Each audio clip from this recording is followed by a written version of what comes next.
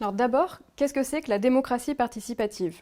La démocratie participative, c'est tout ce qui permet aux citoyens de s'impliquer dans la prise de décision politique en dehors des élections.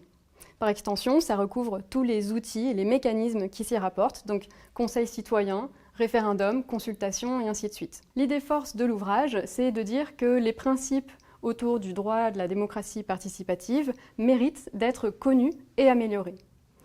D'abord, je me suis rendu compte qu'il n'existait pas d'ouvrage de synthèse présentant l'ensemble des dispositifs existants au niveau local en matière de démocratie participative. Or, il me paraissait essentiel de faire connaître ces dispositifs et ces règles, non seulement aux élus et aux agents administratifs, mais aussi aux citoyens eux-mêmes. Deuxième idée force, c'est l'amélioration des principes autour de la démocratie participative locale. En creusant le sujet, je me suis rendu compte que beaucoup de règles étaient très restrictives ou complexes ou floues. Donc, en pointant ces insuffisances du cadre juridique, j'essaye de tendre vers une amélioration du droit de la démocratie participative locale pour faire un cadre juridique qui soit facilitateur et qui encourage les initiatives et qui garantisse leur bon déroulement.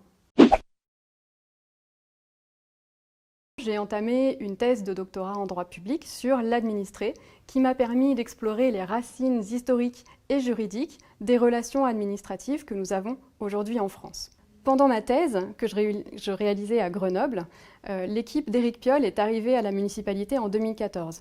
Et cette municipalité a demandé à une série d'universitaires du campus grenoblois de présenter une expertise sur comment on pouvait mettre en place un droit d'interpellation des élus par les citoyens.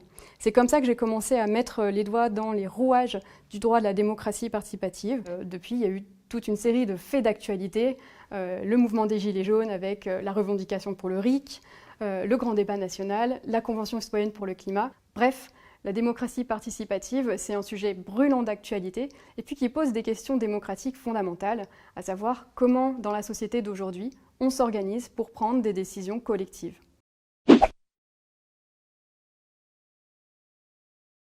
Alors ça permet de comprendre déjà que malgré la multitude d'outils et de processus qui existent, la démocratie participative locale ne fonctionne pas toujours comme on le voudrait.